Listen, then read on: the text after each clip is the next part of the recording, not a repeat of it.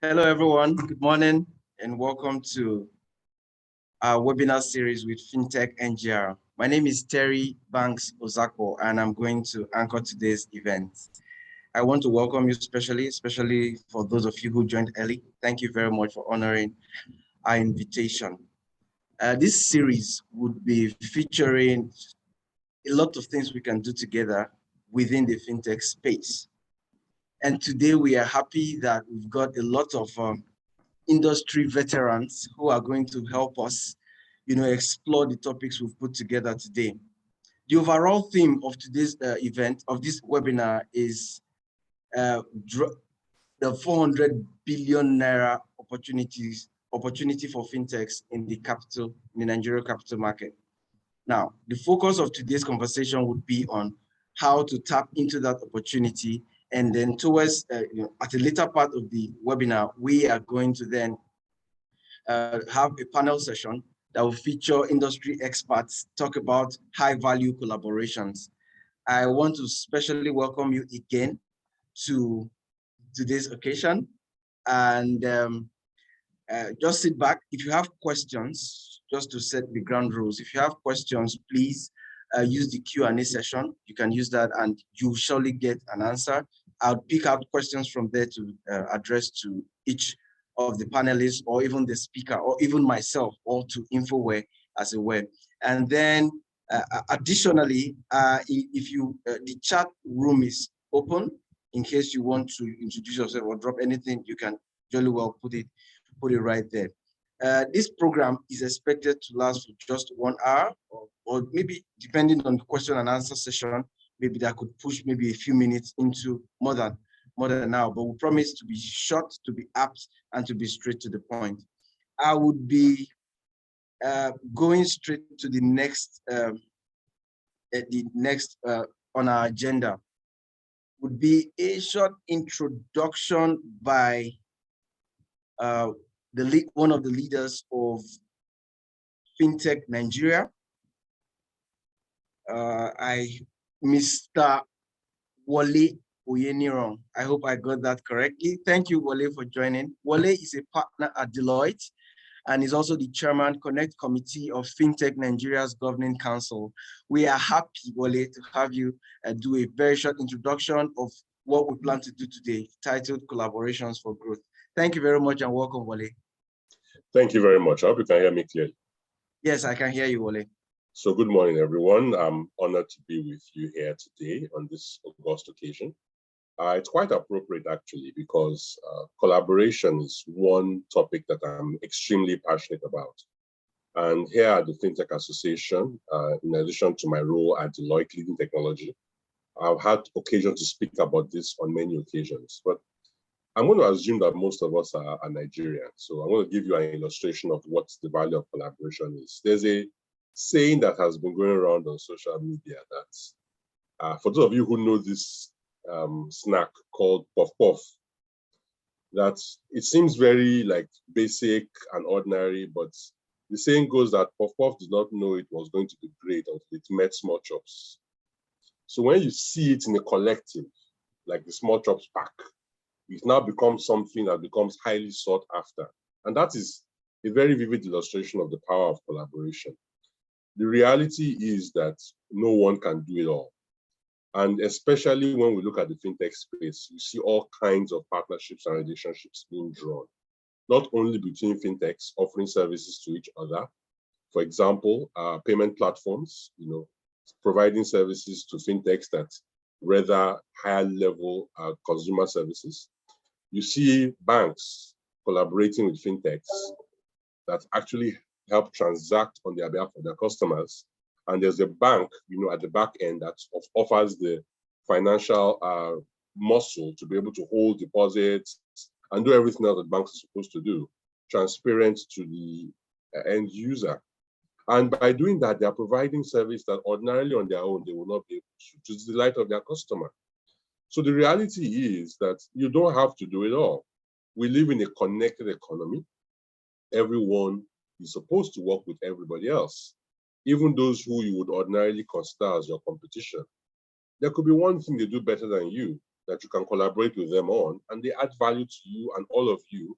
Like another popular saying goes, the rising tide will lift all the boats. So it's extremely important, that we're able to create that kind of connection among ourselves and within ourselves to unlock the maximum value that we can in this economy that we have today. So as we look at the opportunities available, as we go through the program today, let us all look out for ways that we can add value to each other. Let us look at partnerships that we can create, how we can grow our reach throughout the ecosystem, and how we can further delight the customers of the ecosystem through our open-minded, open-hearted, and collaborative spirit. So thank you very much for this brief introduction opportunity, and I hope it sets a good enough stage for the need for us to work together. Thank you. Thank you very much, Wale. That was fantastic. Thank you very much. We're moving straight into the business of the day, and that would be, all right. We're moving straight to the business of the day, and that would be a presentation by Agbonile. Let me introduce Agbonile briefly. Agbonile is the CEO of InfoWARE Limited and one of the managers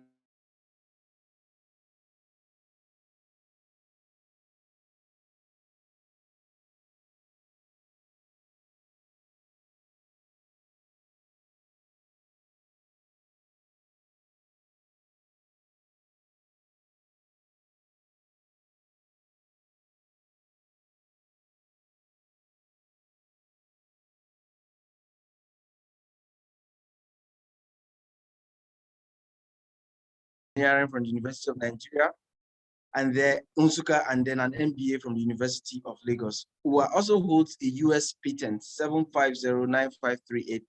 He's been speaker in several and panelist in several international events, including some that have been held in Harvard Business School, Boston, University of Washington, and then at Microsoft headquarters. He's going to be taking us through a session, which is the theme for today's event, the 400 billion Naira opportunity for fintechs in the Nigeria capital market. Let us join me to welcome our CEO, Agbonile. Please put on your video as well as your microphone so that I'll leave the floor up to you. Hello, how are you doing? Doing very well, thank you. Thanks for the great. Please, can you? Yes, test if you can actually share your screen, because I know you have a presentation you'll be. Okay, let me do that. Thank you. Great.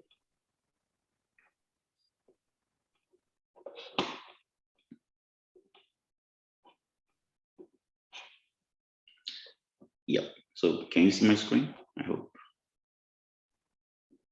Yes, I can see your screen, but you need to make it a full presentation mode. Put it on awesome. Okay.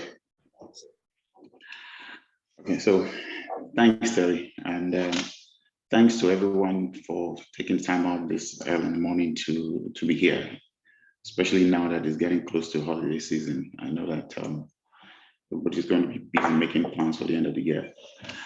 Okay, so I'm going to jump right into it. So what it's about is that we decided to work with FinTechNGR, of which InfoWARE has been a member, and we've participated in some of the committees, about how to not just the capital market, but the entire FinTech ecosystem forward. Collaboration is something I'm extremely passionate about, and there was one of the FinTech committees that was set up back then that I was a member of, and that's the one that I volunteered for, because I believe very strongly that, just like the introductory speaker said, that the proper example is actually very apt, that the best way to move everything forward is really a collaboration, is some of the parts being greater than the whole. So this particular opportunity we're talking about now, so I'm going to take everybody through it. So let me start with one of the first things to start with is let's understand the ecosystem, first of all, the ecosystem, right? Now, in this ecosystem, there are a number of myths, right? And I'm going to walk us through some of the myths so that we can understand what that exact opportunity space represents and how it is, and how we came to the fact that there's a lot of untapped potential there. So some of the myths that exist, right? That is really not backed by facts, and we'll show in a moment some of the facts behind that dispel those myths, is that Nigerian investors are risk averse.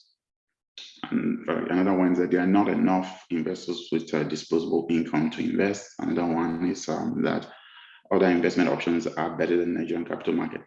But note that some of these myths have persisted for quite a long time. For example, in the telecom sector, prior to these telecom giants being around, MTN and the rest of them, if anybody were to go back in history, and I'm a fan of history, by the way, when I'm an engineer, that what's called Nitel back then had like 100,000 lines across the entire country way back, right?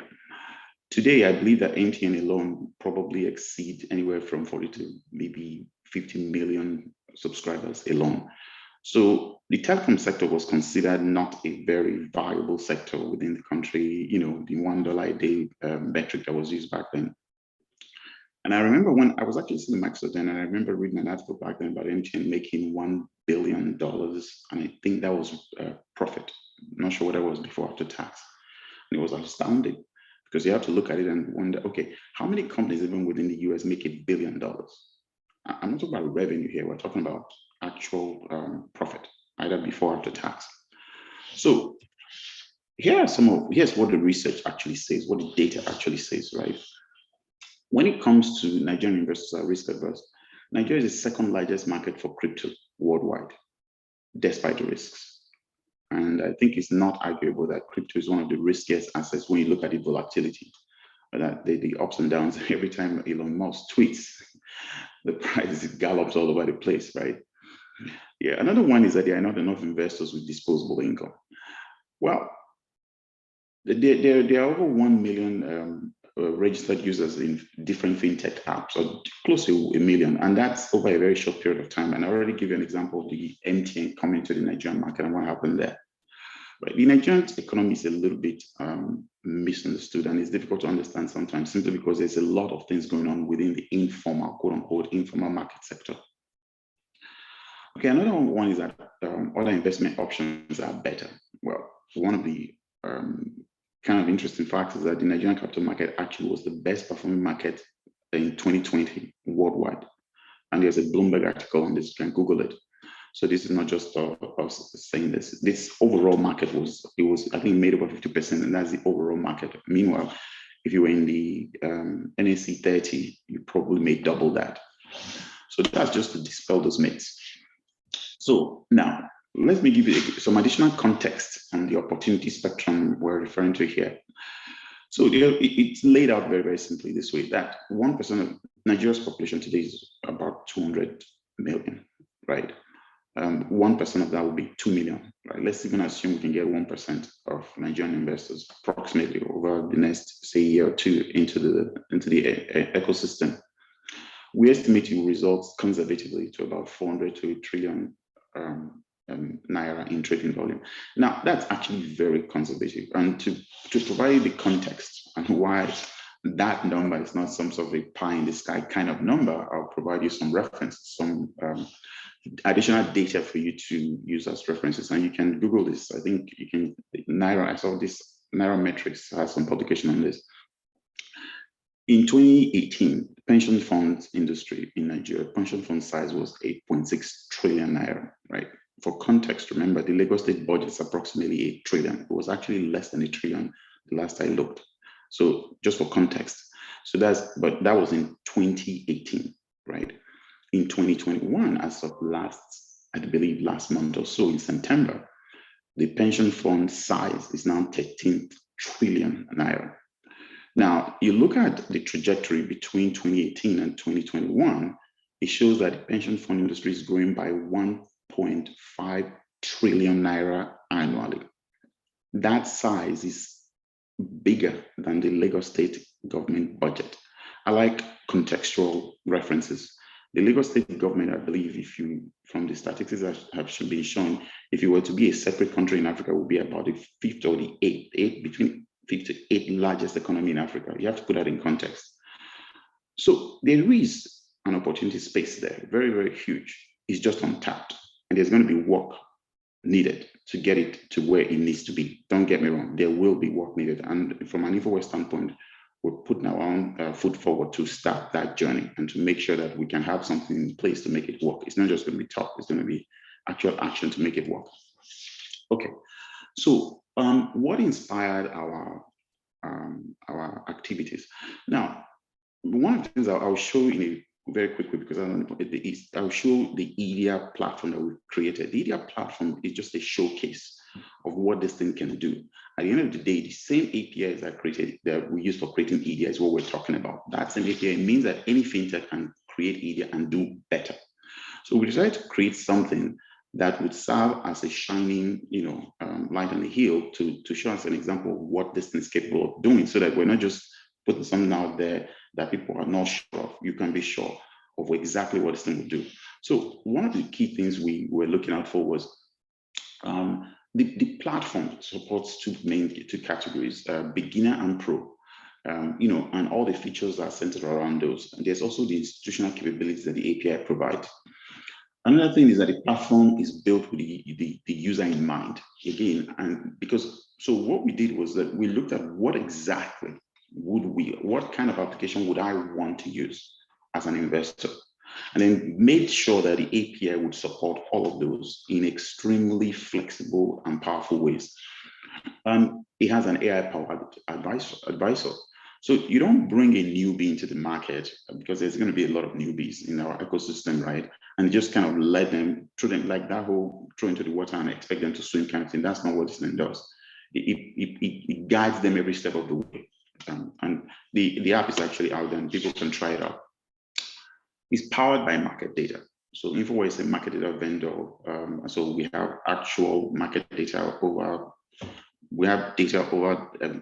market data over 10 years, actual live market data over 10 years, but definitely other kinds of data like GDP stuff and all that kind of stuff for over 60 years, all the way from 1960 to date, of not just the Nigerian ecosystem, but most across all African countries, to support investment decisions. So here, the goal here is that I'm just going to show you a quick overview of what IDEA looks like, so you get a perspective of some of the other things I'm going to be talking about the API. The API is really the focus. So the screens is both mobile and desktop ready. So it doesn't matter the platform, iOS, Android, web, desktop, doesn't matter. You'll be fine how you use it. Then it has chatting capabilities. I'll show a little bit about that from an API standpoint in a moment. And then it has now this particular area here. This is AI. I know this is just a screenshot, so it may be difficult to understand fully. But instead of throwing people into, or throwing your users into the shark infested waters, what our stuff does is that it provides AI-powered advisory, like what you're seeing here. It will curate in real time using real-time market data. Like in this case, it will provide the user, instead of saying, hey, go pick anyone from these hundreds of stocks or bonds or fixed income, here are the best performance that's going on right now, using our AI and analytics technology to surface them. Here is the NSE and top 30 highest dividend stocks. So do you want to invest in high performance, high dividend stocks? Different kinds of categories, and the categories will keep growing and changing as time moves on and as the need warrants. Another thing it does is that it's personalizable, meaning you can choose whatever theme. If you prefer the dark color theme, go for it. If you prefer the light color theme, go for it. So you can personalize to fit your own specific needs. And once you set the theme, it persists across until you choose to change it. I mean, there are a few other tweaks that it has, like if you're going to sell, you sell what you have, instead of just throwing people and making them make a mistake of trying to sell something that they might not potentially have, Okay, so that was just the IDEA quick overview kind of thing, just to show you what this thing can do. Now, let me talk a little bit more about the API from a fintech standpoint. And note, so when we're referring to fintechs here, it also means institutional developers. If you're a financial institution and you're developing something in-house, this thing is also available for you to use. So it covers account opening, the entire onboarding process. That can be complicated. It covers it. So you can onboard your customers, the entire retrieval of the information. Like in the capital market, there are specific kinds of information that to be obtained from the user, BVN phone number and all that kind of stuff. And then there's the next thing is integration with CSCS for KYC, because within the Nigerian ecosystem, every investor has to have an account with CSCS. CSCS is the Central Securities clearing system. So your securities are warehoused there for your own safety, of course. So this thing, we have direct API integration, so you don't have to worry about all of that. The system will just automatically transfer the information, get the CS account number and transfer it back to you, all done via API.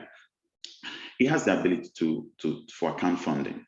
Of course, I mean, if you're going to invest, you need to move funds back and forth. So it has the complete capabilities for you to be able to manage that. We have integration with literally all the payment platforms and with most of the banks. Just so you know, most of the banks in Nigeria already use our platform.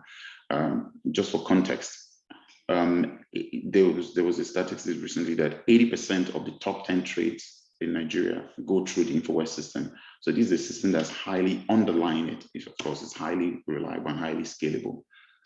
Of course, you can trade, you can buy and you can sell stocks and equities. AI curated lists, I show that in one of the screenshots, where the system will provide you a curated list that's continuously being analyzed in real time in the background, so in effect, the user can come right now. I mean, trading has started actually 10 o'clock past 10. In another maybe 20 minutes or even 5 minutes, you can come take a look at that list, and it could have changed because it's reacting to the dynamics of the market. And your point, of course, is that so that the user can make profitable trades. That's the bottom line. It has message board and chatting. So people will be able to, this is a little bit of a social aspect. People can communicate. People with great ideas can set up a chat room all for themselves and push out their own kind of ideas. They can share tips, about what's going on within the market. And again, that's going to make the market far more robust, far more liquid. In the Western world, we have CNBC, we have Bloomberg. The information is the lifeblood of a capital market. And the ability for chatting AI message board is meant to enhance that. And by the way, this is not just a case of just anybody going ahead and doing that. One of the things we are going to encourage is that brokers should be able to set up their own chat rooms, or we are calling lounges, so that they can put their own research information out there. Then people can go in there and take a look at it and then be able to make better investment decisions. So the entire API ecosystem will support that automatically. So you don't have to go engage the brokers to put research information out there. It's already done. The research information is actually already out there. Real-time market data, I'm already talked a little bit about that. We are market data vendors, and so we provide actual real-time market data to support all of this in real time. And of course, the APIs we also have a completely robust market data set of APIs for getting any kind of market information you can buy. You want both real-time and non-real-time type. For example, it could be you want to know what's the fertility rate of in 1970 in Kenya or in Nigeria. We have that information. Somebody needs it to make it. Institutions tend to potentially need that for longer term type investment decisions. Personalized themes, I mentioned that already. And then, so a little bit of a deep dive right here. So the implementation timeline, you can be up and running less than 14 days. The EMSX API is the key here is a single unified API that supports independent software vendors to be able to trade across multiple brokers, not just one. There's no lock-in. You have the ability to be able to trade with more than one broker concurrently too, by the way. So InfoWARE has, the support is there. It's highly scalable, highly flexible. So now a quick specifics now about the API, a little bit about the API. So it's powerful, scalable, and quite flexible. It runs on the InfoWARE cloud infrastructure, which is, it's clearly highly reliable. We have majority market share within the ecosystem, and most of the brokers use our system, and we have greater than 99.99% reliability, not much in downtime. So it supports both retail and institutional. I want to mention that. And now this is a little bit on the technical side. It has REST APIs, we have fixed connectivity, and we have WebSockets. So you can choose any or a combination of these as a mechanism for communicating with the ecosystem. It's broker agnostic, I mentioned that already. So you can actually have multiple brokers. Sometimes ISs may worry about maybe a single vendor, a single broker lock-in type of thing. No, you can have multiple brokers. And the API, and when you have multiple brokers, you can actually, within the same session, within the same API session, actually be able to send trades to different kinds of brokers. There are reasons, institutionals, there's a particular reason why that might be. So institutionals might, because institutionals tend to be worried about what is called front loading and stuff like that. So they might actually want to pass their trades either from a risk management standpoint or for whatever other reason across multiple brokers. And this allows them to be able to do it in real time while having a single window into what they are doing.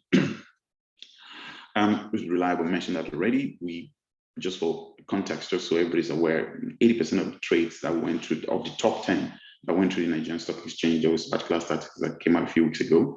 They were all with true InfoWARE system via InfoWARE customers, the brokers that use our system already. So it's a one-stop shop into the African market. One thing I haven't mentioned is InfoWARE OMS system is certified in 4 African countries currently: Nigeria, Ghana, Kenya, and Cote d'Ivoire. That's the BRVM. The BRVM exchange is actually made up of a collection of all the Francophone countries. I think they make about 6 or 7 countries, right? So we're certified in all of those. So this API is going to work across the African countries. So this is essentially a one-stop shop into the entire African ecosystem from an investment standpoint. You write once and you can reach these other African countries as and when you want, and as and when you desire. That's going to change. And one other quick thing I'll mention is that the API is actually built for simplicity. I mentioned that already. So derivatives came out recently and it's complicated. However, anybody already using our APIs, they're not going to change a single line of code. The way you trade equities, the way you are going to trade derivatives. However, the underlying structure, as anybody within the industry knows, is highly different and highly complicated. But we were able to, I want to really give kudos to our developers that were able to magically do it in such a way that to the upper level, to the higher level ecosystems, any of the fintechs already using our platform, they can surface derivatives today with no single additional change to their code. It will just work. Info will take care of everything underneath the covers. We support all asset classes mentioned, equities, derivatives, fixed income, ETFs, any asset class at all the asset classes are supported. I mentioned real-time market data. We have a robo-advisory and the AI-powered news, the curating of news. You can set triggers, you can do all kinds of things to move things forward.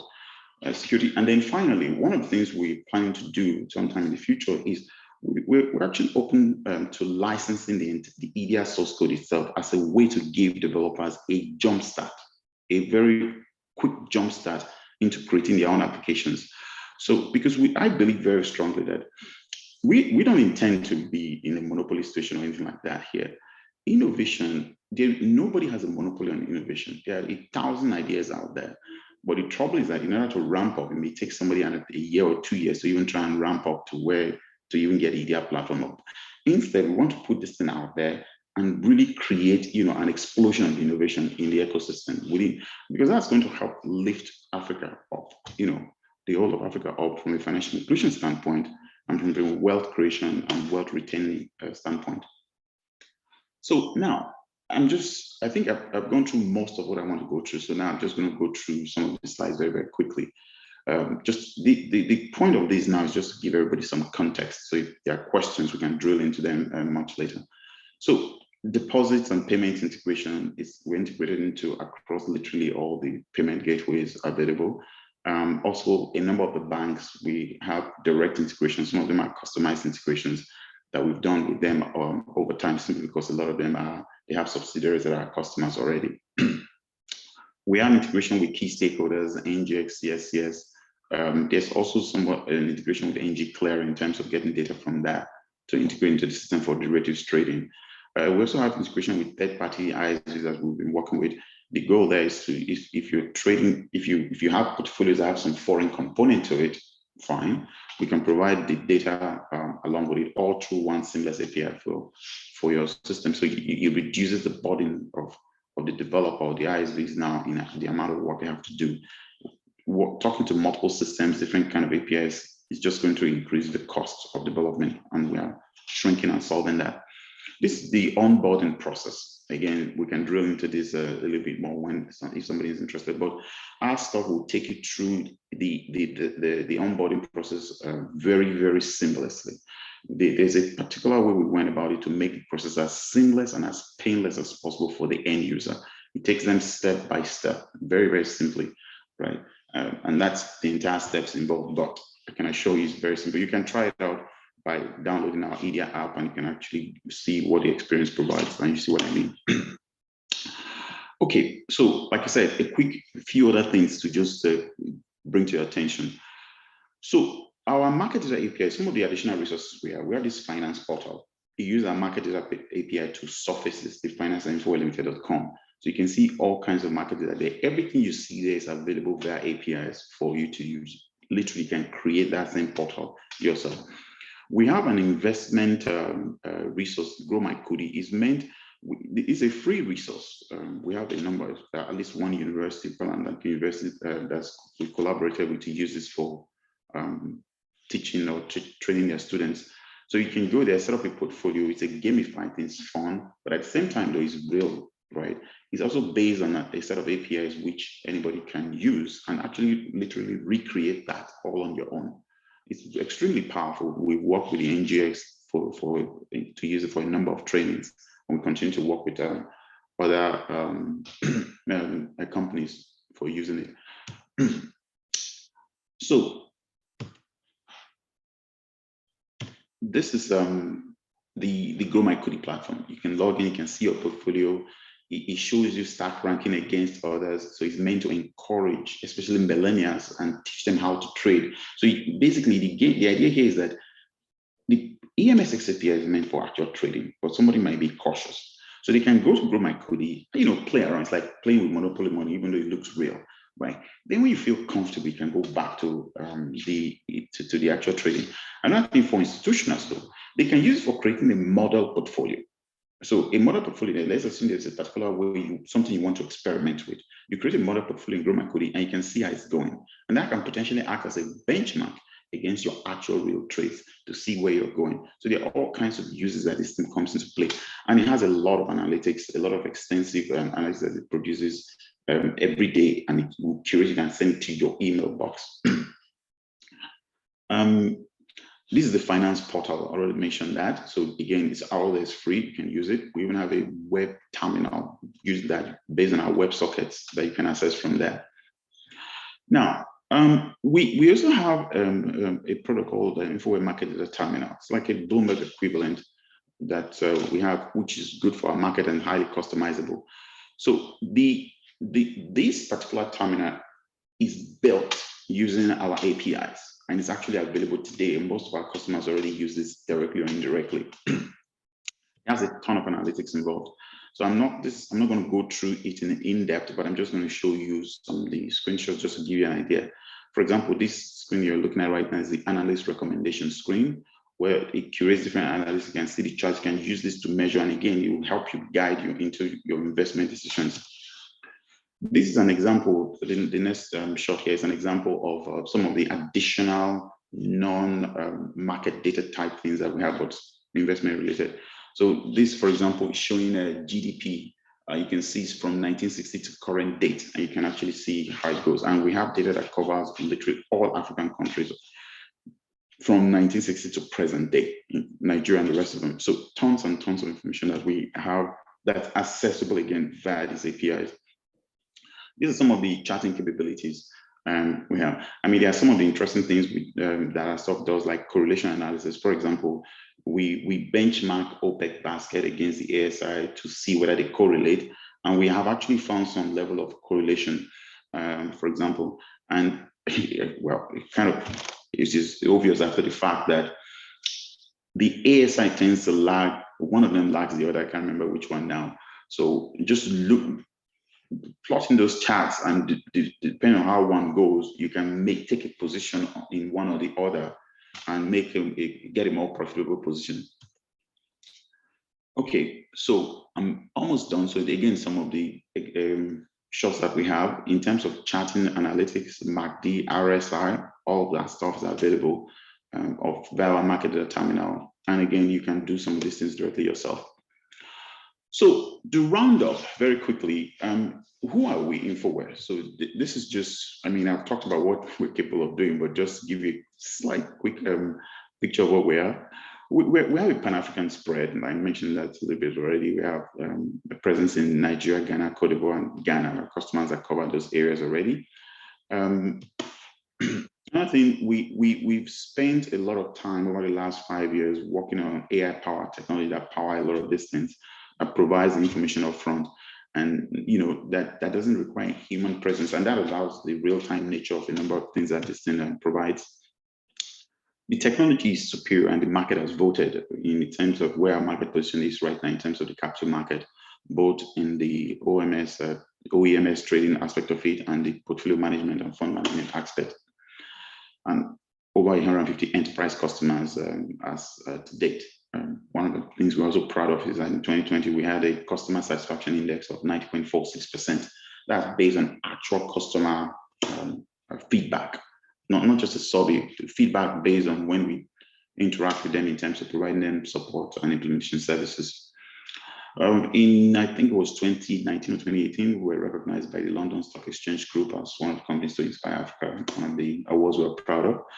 Our product spectrum covers this spectrum here, OEMS. That means the OMS, that's basically equity trading and execution management system.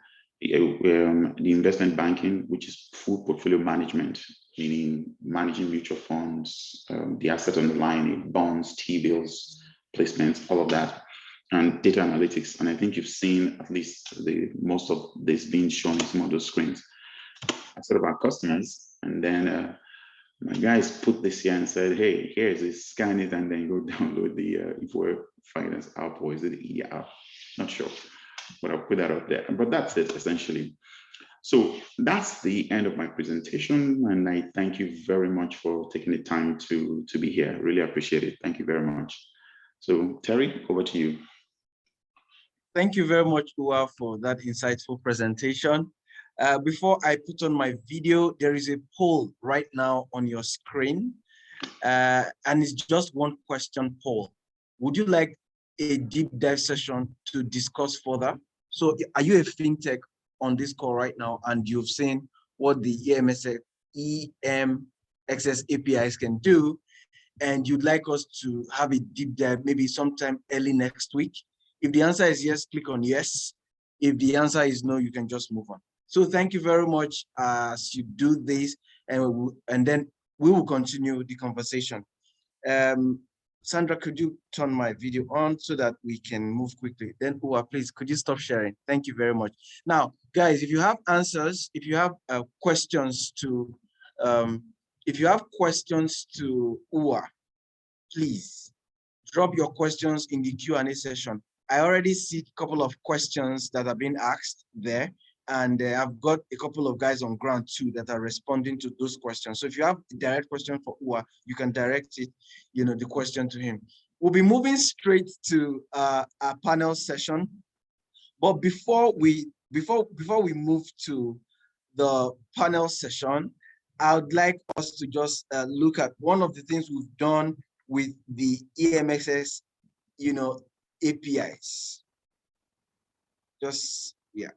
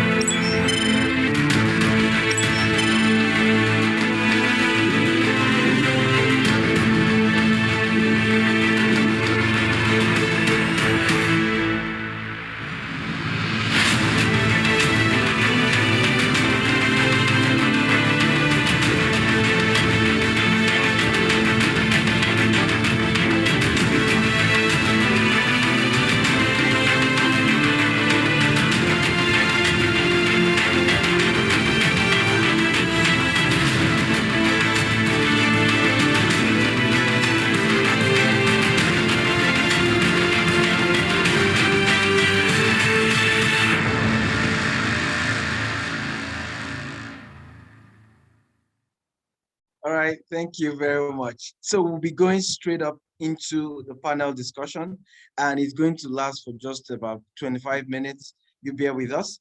And we have our panelists. I'd like to introduce them one after the other.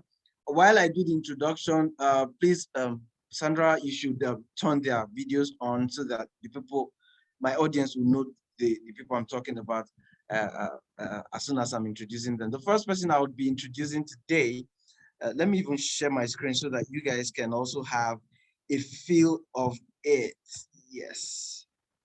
Here is my screen. The first person I'll be introducing today is Tosin. Now, Tosin Osibodu is one of Nigeria's finest investors, given that investors in the capital market space. Tosin is a qualified stockbroker and systems engineer, and he's got a lot of experience, especially in the capital market space, in the investment banking space. He's worked in a lot of companies, including GT, Interswitch, Wayfair, and AppNexus. Tosin is going to join us today. Tosin is the co-founder of Chaka. He's going to join us today to explore the topic we're looking at in this panel session.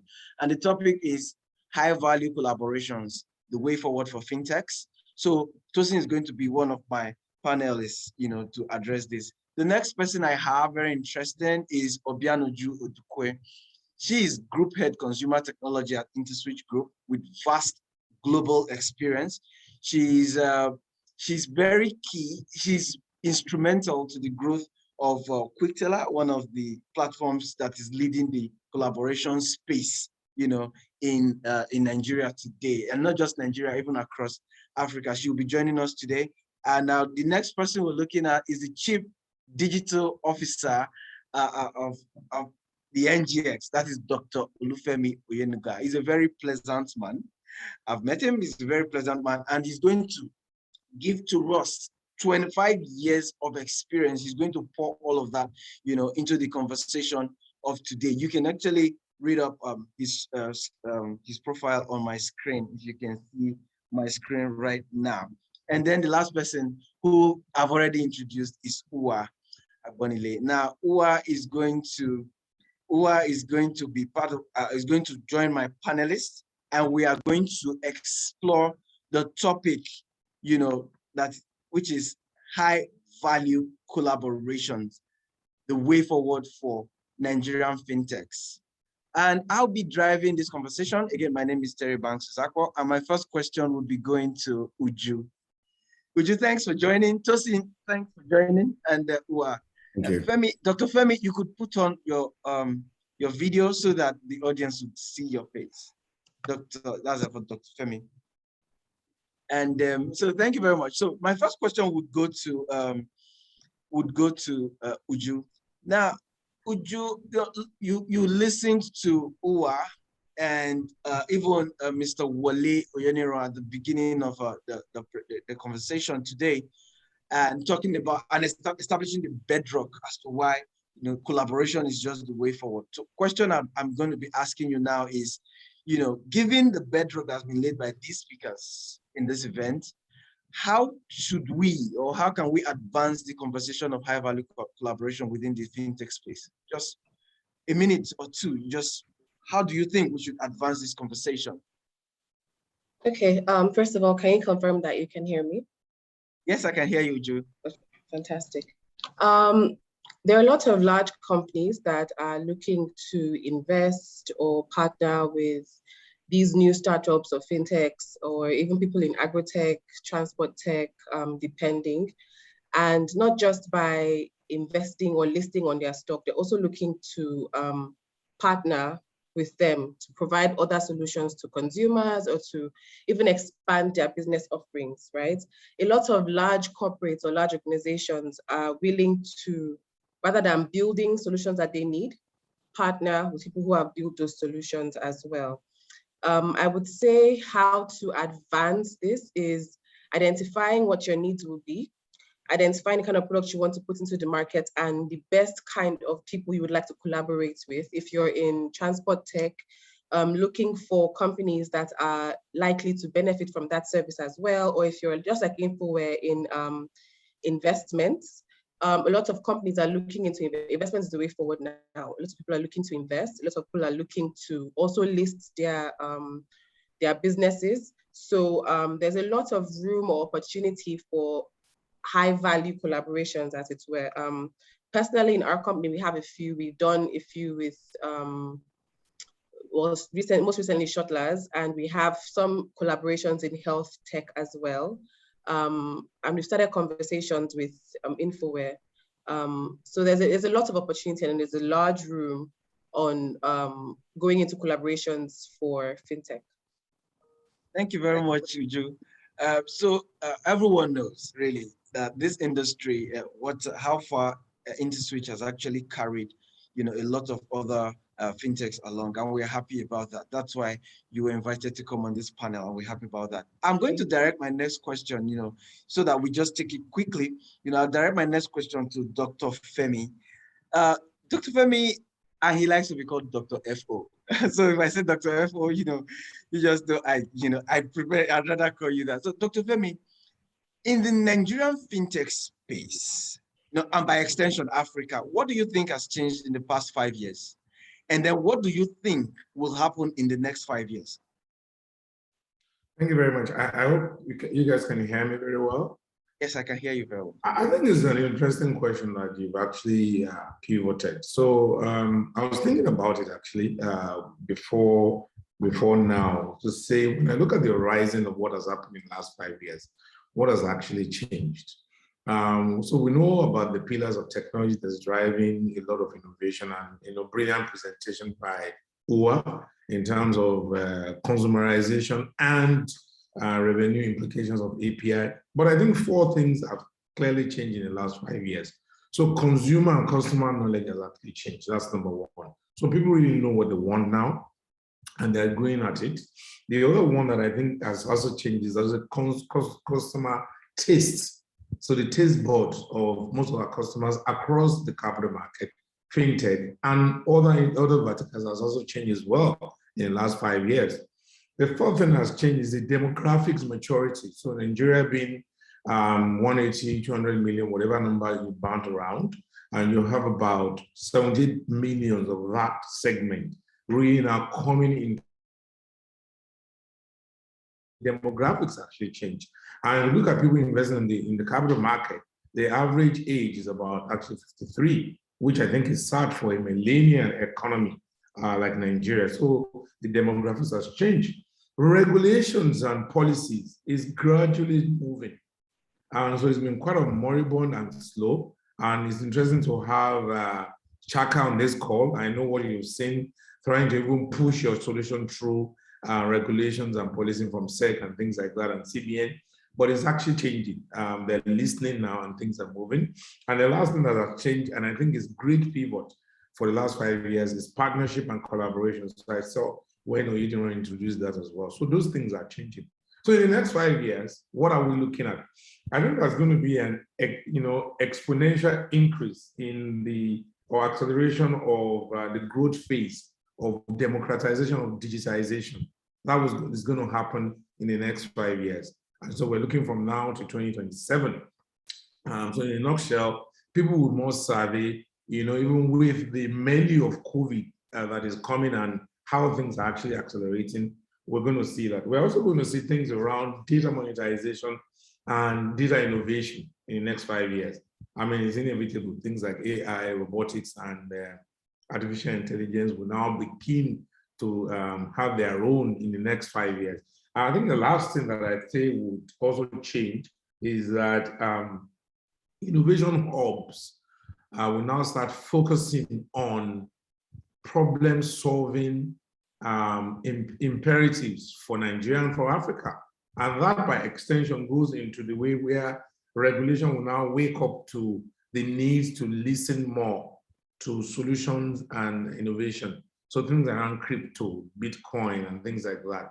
Those are the kind of things we'll see in the next 5 years. And there's no stopping this motion anyway. I think it's just innovative. Thank you very much.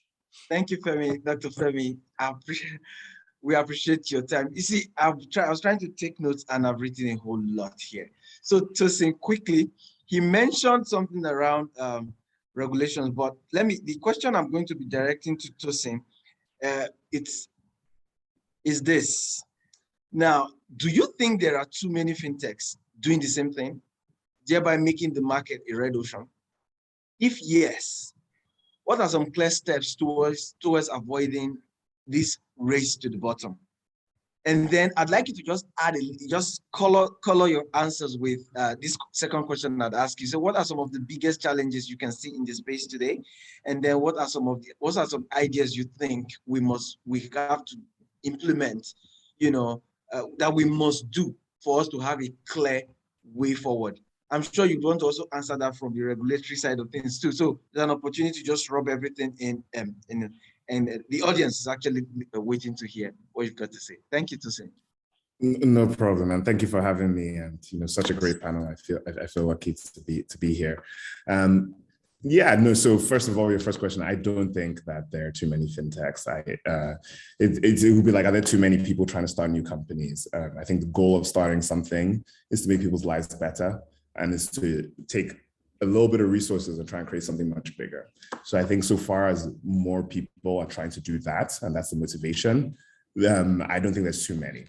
I also think that just where we are in the life cycle, like Udru's here, but eons ago I worked with Interswitch, and I think it would be interesting to say, like, has Interswitch solved all of payments? Well, that's one way to look at it. Another way to look at it is, can somebody serve as like an infrastructure base to enable so many more people to come? So I think it's just like an ever-ending sprawl. So I think if we think big enough, then we might be surprised about, like, in 10 years, companies today may be enabling like 10 companies tomorrow. And then, 10 years from that, how many are each of those companies enabling?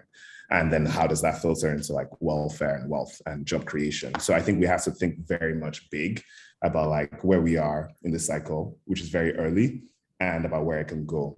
And you just need to look at it, even beyond just the rhetorics, look at the numbers, like how many people are banked, how many people are investing, how many people are X. Do you believe that number will stay consistent, go down, or do you believe it will go up? And if it would, meeting those needs, is it going to be of one type that one company will do, or will it be of multiple types that multiple companies will do? So I think that's just very, very clear that it will continue to grow regardless of anyone's efforts, I think. I think the genie's out of the box on this one.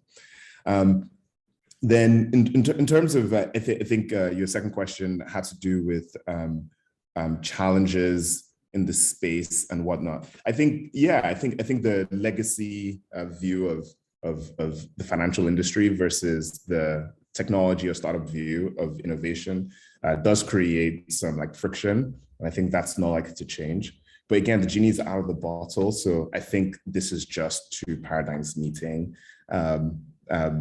I think somebody who starts a company a year from now, 2 years from now in the same space will be lucky, because a lot of the work would have already been done to desensitize the misconceptions that can happen to what they're doing. So I would say the biggest challenge is that you are correct. It is beyond customers' trust and knowledge. It's the roles that others play to either increase or decrease that trust and knowledge.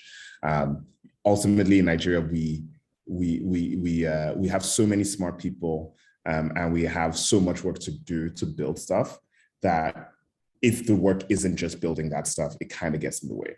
I think regulators do a really great job, though, of highlighting, especially when they set agendas of highlighting, like, we want to increase this many number of banked people, we want to increase this many, we want to get financial inclusion to this level, we want this many people to be investors. I think more of those kind of initiatives can do a lot to push adoption and bring more innovation. So I think that would be my feedback. The specifics about Chaka and regulation, I think, are there in the public domain. I don't think we need to rehash that here. Yeah. Okay, yeah. Great. Thank you very much, Tosin. Now, I like that. You see, what Tosin have said so far, you see that there are challenges, but the challenges are not really coming from the consumer-facing side. It's actually for those of you who are listening in right now, Tosin has pushed us that, see, there are not too many fintechs today. In fact, we should go do more. And I believe that's one of the main reasons, we have put this webinar together. So my next question will go to Uwa.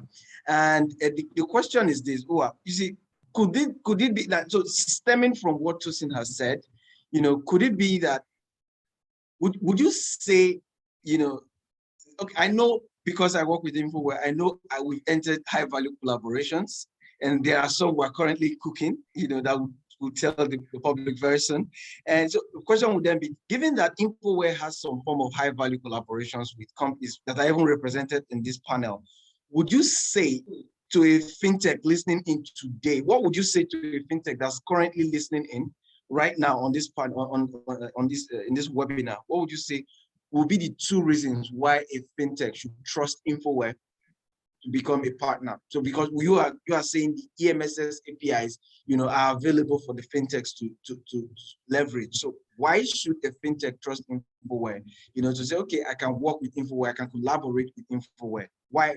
So tell us so that we know. Someone may be listening and say, this InfoWARE, why should they be InfoWARE? So you convince us, if I were to put it that way. Okay. Because a number of I want to thank the panelists for being here. And actually, they kind of have answered the question in different ways. And all I'm going to do is just put it together. Yes. Doesn't talk about collaboration. Dr. said along these lines, and Obianuju also said the same thing. So instead of trying to convince you, I'll give you an example instead, right? And the example I'll give you is, let's look at, because history is always a very interesting thing to look at when you look at from a contextual standpoint. So there are very few things that have been invented that hasn't already been created already in some ways, right? So if we look at the, say, other countries, let's take the US. And let's take the 2 largest cloud providers, Amazon and Microsoft. Amazon has AWS, Microsoft has Azure. If you go on Amazon, you're going to find a ton of things that are all Microsoft. You get a server that's entirely Microsoft. You can get SQL Server. So there's something called co-opetition. And interestingly enough, right, that collaboration creates a much bigger ecosystem that benefits both companies. And that's really what we're saying here. If we try to do it alone, or maybe Chaka or NGX try to do it alone, or even Interswitch tries to do it alone, like Obianuju mentioned something along those lines, it just won't scale. And ironically enough, it will create a mistrust within the ecosystem because you just have one entity to look at, right? However, what we're doing is, it's almost like in some ways the human body, right? The head, the brain does a particular thing, the hands does a particular thing. Everybody has slightly different functions, but they are all necessary. One cannot do without the other. So what do we do well? InfoWARE is good. Our really, really good place is building platforms. We build a platform, that really, really difficult aspect of the base areas, we build that. Now, there are other fintechs that are much better at doing certain things. Chaka is really good at doing what it does. So let Chaka do what it does, and we'll collaborate with Chaka, and we are collaborating with Chaka right now in terms of, the other end of the equation. So we do our part, they do their part, Interswitch does their part, and overall, everybody's better off. The consumer, NGS, of course, is like the king of the hill. So with everybody doing their part, the sum of the parts becomes bigger than the whole. So collaboration is just it's a human thing. It's a human thing if you really think about it. From a community standpoint, if you ignore technology, think about how we live. I don't farm my own food. You understand? Somebody's farming the food and I buy it. You understand? I provide my own side of the thing. So that's, I hope I've explained it in a good way. So collaboration is an absolutely essential thing, and it's a lifeblood that something we truly believe in. All right, thank you very much. Thank you very much. So by my time here, it's 11:05. So I'd crave your indulgence, audience, to give us just extra 5 to 10 minutes so that we just take 2 more questions and then answer the questions we have on the Q&A side of things, and then we'll wrap up. Now, I'm going to ask you the last question, but this is not the last question. Now, given that you're the only female on this panel, I would like you to speak last so that we can hear a soothing voice, to wrap everything all up. So, Doctor, over to you. I want to ask you my next question now. My next question is, can you give some examples of fintechs making waves in the industry? And then what do you think they are doing right to attain to achieve these milestones? And then what are some of the things that people in this industry are doing well to make the difference? Are there a couple of them that you could have identified that you'd like to share with the audience so that someone, a fintech listening in, may just want to, okay, my fintech has been sitting on the shelf for so long. What can I do actually to move it up? So could you share, some nuggets? Thanks. And I think when we use the word fintech, I think we just on the value or on the explain the verticals within the technology space. So you have the agro tech, you have the insurtech, you have the reg tech, so really and truly, it's more like a technology evolution. So, but I mean, really, if I even go to Kenya, you will find people like, Abacus, Cura, Bamboo POS, 3G Connect, doing some great work in Kenya. If you go down to Sudan, that's so Savannah FinTech, doing some interesting work. If you go down to South Africa, you find Cassava, Via. These are big FinTechs in Africa. And then you now come home to Nigeria. I mean, Chaka is a FinTech as well, in fairness. Even InfoWARE is now becoming a FinTech. And then you have the Pagas of this world, PiggyVest, all sorts, OnePipe, all sorts of interesting components. And he said, what the things that they've done is they've opened us to the possibility of how technology can solve problems. And they've also opened us to the possibility of what our revenue can help from another vertical disposition. I mean, if you look at what we were saying in the capital market, if you have a generation of millennials, why are we even trading between 9:30 to 2:30? I think for me, it's quite interesting to see that short window of trading. Whereas millennials, they don't sleep. I don't know the kind of DNAs that run within them, but you see them actually walking to 1 a.m., 2 a.m., 3 a.m., and cross-functional, cross-border trading is happening. So for me, those are the opportunities that this fintech will help us open up as we continue to move the trajectory further. Thank you very much. But I don't even know how to. I feel like giving an applause right now. Thank you very much. So I asked one question and he answered it in like multiple ways. He gave examples across Africa. So thank you very much, Doctor.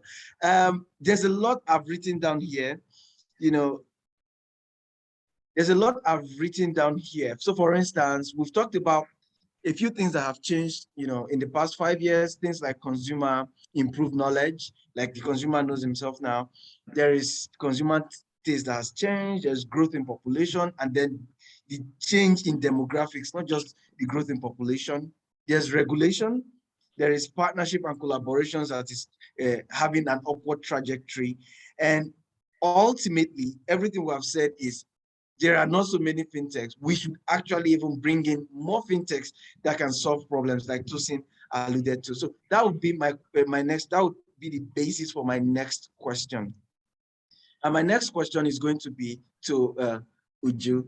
Now, Uju, and then Dr. Brima, I'm going to ask you to, Sandra, you need to turn on the video of Dr. Brima because I'd like to ask him to just put, since he's the convener of FinTech Nigeria, I'd like him to just add a word or two, after Uju is done with her comment. Now, Uju, I'm going to ask you, now, are there some, collaborations that you can identify right now? Can you tell us an example of a high-value partnership or collaboration that have yielded interesting returns? Now, returns could be brand, could be revenues in terms of profitability. It could be growth, as it were. Now, so are there any that you can give an example of, or is there anyone that you're currently getting into that you think would yield some interesting returns, and then what those returns could be? Would you? Okay, so I will speak. This is a very interesting question. I'm trying to see what I can and can't speak. So, okay, I'll speak to some of the things that QuickTeller has done. So we are trying to, one of the things that I believe has been said, and I'm grateful that it has been said actually, is that consumers are king, right? Consumers are the ones that we're trying to attract. Even InfoWARE is going beyond B2B to B2C now. So we're looking at how to make collaborations that would bring more consumers and also in turn more revenue. We recently well, not recent, this is old news, but we partnered with a health tech company, eClat, and that has yielded a lot of returns because now we're able to say we've gone beyond just being a fintech to provide health technology to hospitals. We have health management systems, we have HMOs. So I would say that's one example. Also, we are looking to partner with InfoWARE. We're already looking to partner with Chaka. We've started that as well. There's a number of them, and we see that a lot of people now are investing, right? A lot of, in fact, my 14-year-old niece was telling me how her allowance is used for investments. And she tries to buy Apple stock. She's very excited to see the things that she's trying to buy. She's just 14. So there's a lot of room, right, for collaborations to happen, even in investments that can help these 14-year-olds or these millennials or people who are even way younger and older to be able to be more financially savvy, if that makes sense. We do have a few. I can speak to a new one we've done in transportation technology as well. There's a number of high-value collaborations that I personally am very involved in that make me happy. And there's much more to come as well. I hope I've answered that in a very, very, I without understand. too much. So I actually understand. So there's a question directed to Tosin here. It says, Tosin, please, could you clarify for other fintechs what CBN has against capital market-based fintechs? You want to talk about that right now, Tosin, or you want to chat? You could respond via chat. It depends. It's very simple. I can't speak for CBN, the regulator. Yes. I'm not hired by them. But I will say, like, it's clear that I don't think that's fair, really, as in still to them, to put it that way, because if you look at even the strides that have been made under different innovation initiatives, whether it's Naira, whether it's on some of the neobanks that are popping up, whether it's on payments. So I don't think that's fair, as in, like, to talk about fintech in general. But then when you look at capital market across, I think that is an interesting question, I think I wouldn't maybe put a capital market, but if you look at investments, I think one thing that is interesting, and this is not just in Nigeria, but this is broadly, is for payments and fintech applications that are about financial inclusion, there is a different posture that regulators default have because they understand the benefits of giving more people access to be able to pay for stuff. But then when it comes to investments, there is a certain posture about protection, right? That is different. But those two things are actually, when you look at a user going through it, actually a lot more similar than they are different. So I think right now we're in a stage where people are still trying to understand exactly what things are. And as people get to use it more, I think you'll see them converge. So I would be surprised if in a year or two, everybody wasn't very bullish on the benefits that all the applications in financial technology, whether for investments, whether for payments, have, and why it's actually a really good idea to promote them. People putting money under the mattress, you can't track that. You don't know where that's going. We put on an app, they have to do their reporting, you see where it's going, you understand something about how people are investing, the flows, and you have more of a chance to control. So I'm actually a lot more positive about where it's going than negative. Thank you very much, Tosin. So, Uwa, do you have any last comment before I ask Dr. Obrima to wrap up? But do you have any last comment, Uwa? Not much, just to reiterate some of the things I've heard so far and some of everything that's been said. Mm-hmm. There are some challenges within the regulatory framework, but it's an evolving ecosystem. What I'll say is that the best thing we can do, especially from the fintech community, and that's what FinTechNGR is about, and maybe Dr. Brahma might bring that, is to engage. So InfoWARE, one of the things that we made a commitment to was a few years ago, we realized that we were this industry. You can't let other people specify your future.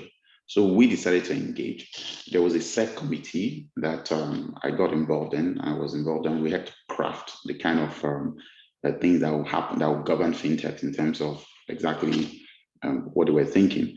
And I'm going to encourage a lot of fintechs to participate in this organization, which is one reason why we came to do it here. Because if you don't help to craft regulation, that regulation is going to get crafted.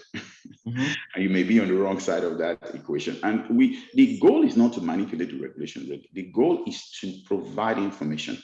And in my experience, the regulators, in this case, they were very, very willing to listen. They set it up, they listened to it, and they really gave the committee members leeway in terms of exactly the kind of ideas they brought to the table. So we need to come together. It almost, again, it's collaboration. We need to come together as a community, and not have the other, that whole the otherness, which kind of creates acrimony, and work together to move these things forward. And when we're moving things forward, a lot of time you're not going to get 100% of what you want. That's the act of negotiation. But the goal is to essentially move things forward in a way that benefits the entire ecosystem. And then, like, I think there was a doctor that said that a rising tide, or somebody said that a rising tide lifts all boats. That's the bottom line. Thank you. Thank you very much, Uwa. So I'm going to ask, it's not really a question. I'm going to ask Dr. Brima to give a comment. Now, given that FinTechNGR has been harbinger, has been, how do I put it now, has been the framework, the platform where FinTechs, collaborate, and given that InfoWARE has benefited from this in several ways. What would you say, Doctor, to encourage someone, maybe a FinTech that's currently listening in right now, but does not even belong to FinTech Nigeria? What would you say to them to say, hey, these are some of the reasons you should really come here so that we can grow together? Any comment from you, Doctor? Thanks, Terry. Yes. Let me just say that, all of us is always better than one of us. So, the power of synergy, you can never go wrong with it.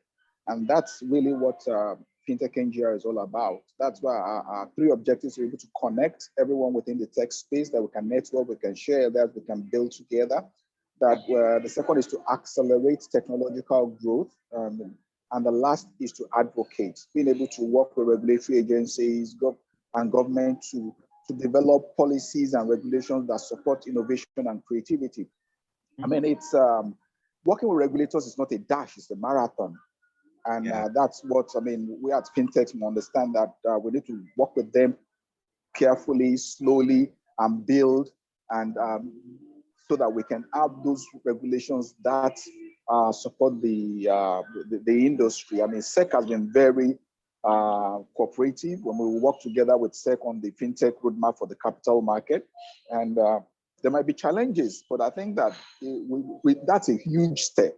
Even for the CBN to have had the payment and system department, it's a huge step. It's a first step. So there's progress being made. It might not be as fast as we want as FinTechs. But like I said, it's not a dash with regulators, it's a marathon. So as FinTechNGR, we have the Regulator Forum, which is a forum that has regulators and innovators where we meet quarterly to discuss issues. So being a part of FinTechNGR allows you to be able to, have a voice, and we can take that voice to the regulators. So I'd just like to encourage people, let's work together to build the FinTech ecosystem. Thank you. Thank you very much. Thank you very much, Dr. Brima. Now, Dr. Brima is the one playing host to this powerful event. We are happy to have brought in Chaka, brought in Interswitch, NGX, and InfoWARE, put together this wonderful webinar. I want to thank you, everyone that has listened in, our vast audience. I can see the numbers. Thank you very much for listening in. My team members have been responding to some direct questions, and we don't have any questions left right now. So we are happy that we're able to exhaust all the questions. I want to especially, on behalf of InfoWARE, I don't know why you want to do it, or I should just go ahead. On behalf of InfoWARE, all right, thank you. On behalf of InfoWARE, I want to thank Tosin of Chaka. I want to thank Dr. Femi of NGX. I want to thank Uju of Interswitch. And then ultimately, I want to thank Dr. Obrima, as well as Mr. Wale Oyenuga. All of you made this a huge success. I believe that the participants of our webinar are happy. They've learned a lot. They've seen what could happen.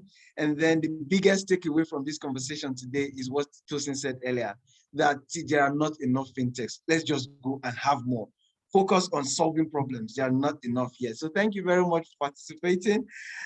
We've come to the end of the webinar, and I want to say a very big thank you to all our participants for staying with us the past 1 hour, 20 minutes.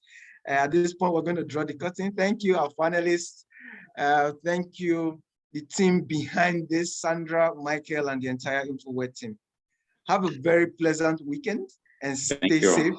Yeah, stay safe of this new variant of COVID. Stay safe and have a great time.